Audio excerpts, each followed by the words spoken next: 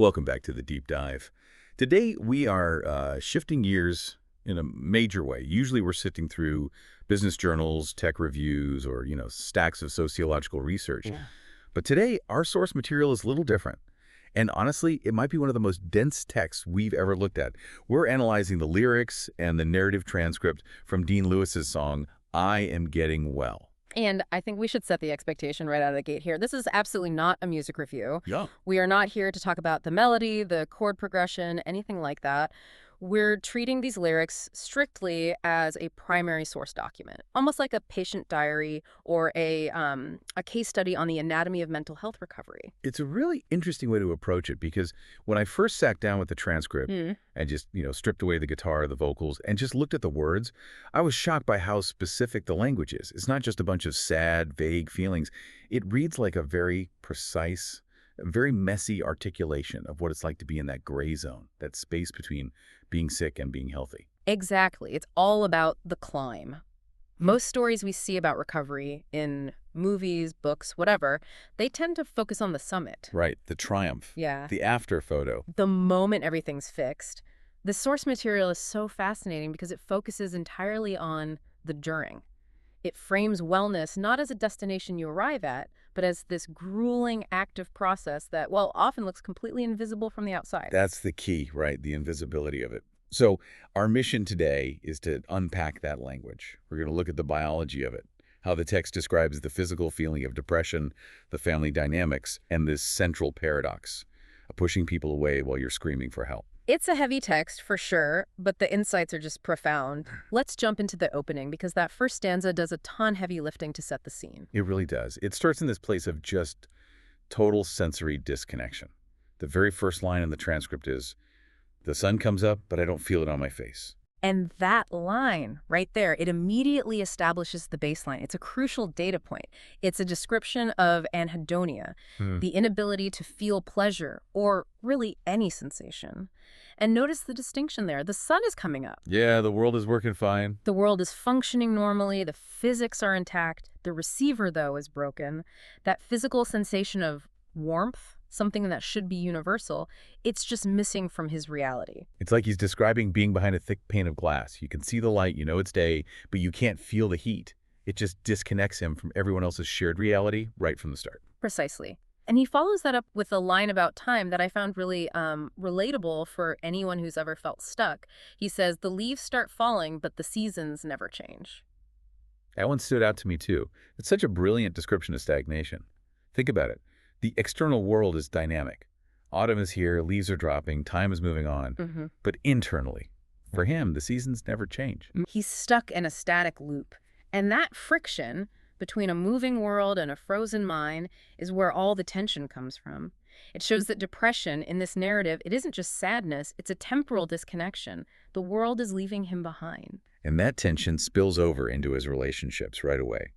There's this interaction with his brother at the beginning that feels so raw. The text says, "And my brother says, 'Come out,' but I just stay awake." That phrase, "stay awake," is the critical variable. He doesn't say, "I can't come out because I'm sleeping or busy or sick." He says he just stays awake. He's conscious. He is present, but he's refusing to engage. It's a choice. It's a willful withdrawal. And then we get what I think is one of the most complex insights in the whole first half. He explains why he's doing it. The line is, "Indulge in the loneliness to avoid all the pain." Let's just drill down on that word, indulge. It's an active verb, isn't it? It usually has this positive feeling, like indulging in dessert or... Right, it sounds like a luxury, a treat, but he's indulging in isolation. The source material is suggesting a paradox here. It's vital. The narrator is choosing the pain of loneliness because the pain of engaging with the world, with the brother asking him to come out, that's perceived as being worse. The loneliness is familiar. It's safe. It's a calculated trade-off. Loneliness hurts, yeah, but it's a controlled pain. Dealing with people, pretending you're okay, going out into that sun you can't feel, that takes energy he just doesn't have. Precisely. It's a protective mechanism. If I stay in this room, I know exactly what hurts. If I go out there, the variables are infinite. So he uses loneliness as a shield. But as we get further into the text, we see that shield is actually a cage.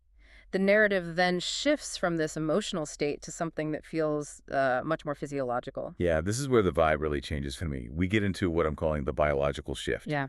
The lyrics say, now it's dark and it's light and the spark in my eyes burning low. That blurring of dark and light, that's a classic sign of circadian disruption. The days are just bleeding together. He's losing his grip on time, and the spark in my eyes burning low. That suggests a depletion of energy, like a battery running out. It's not a mood. It's a power failure. And then he says, I've been trying my best to get out of this bed. I think that's such an important distinction for you listening. It's not a lack of effort. He says he is trying. But he physically can't. And here it is, the pivot point of the entire narrative. This is so crucial. He says, I think there's something wrong with my head.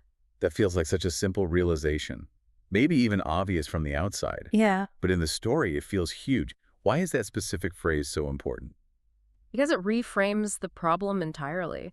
Up until this point, you could read the lyrics as, grief or sadness or just a really bad week, but something wrong with my head implies a malfunction. It's mechanical. It's mechanical. It separates the person from the machinery. It's not I am sad, it's my engine is broken.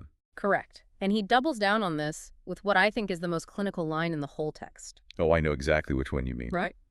If I could, I would change the chemicals inside my mind. The chemicals. That is a very specific, almost a scientific word choice for a song lyric. It's not thoughts, it's not feelings, it's chemicals. It's so visceral. He isn't saying, I wish I had a different job, or I wish my relationship hadn't ended. He's saying, I wish I could literally rewrite my own biology. That distinction is everything. The narrator is admitting his suffering is not a character flaw. It's a chemical imbalance. When he says, trust me if I could, I would, he's expressing this desperate desire for control that he just doesn't have in that moment. It really highlights the frustration of it all. There's the will, the part of him that wants to change, and then there's the biology, the chemicals that are just refusing to cooperate. And unfortunately, those chemicals are causing collateral damage. The text connects this internal biological state directly to his external actions. He says, I break everything that is good because I cannot see the good inside. That is a heavy, heavy confession. I break everything that is good. It sounds like pure self-sabotage. It is, but look at the cause he gives. He doesn't break things because he's malicious or wants to hurt people. He breaks them because his perception is distorted. He cannot see the good inside, so he destroys the good on the outside. Wow. The internal distortion becomes external destruction. Which brings us to the people caught in that blast radius. We talked about the brother, but there's a whole section about the father that I think is really key, because this is where we see the breaking everything good happen in real time. And this is maybe the most relatable part for anyone who's ever tried to support someone through this. It's actually painful to analyze. So the lyrics go, my father calls me up and asks me how I am. He says that he'll stop by if I ever need a hand. Okay, so let's just look at the input there. We have a supportive gesture. The support system is active. The father is present. He's willing. He's reaching out with tangible help. And the reaction. I take that call, but I don't talk for very long. I always hang up first.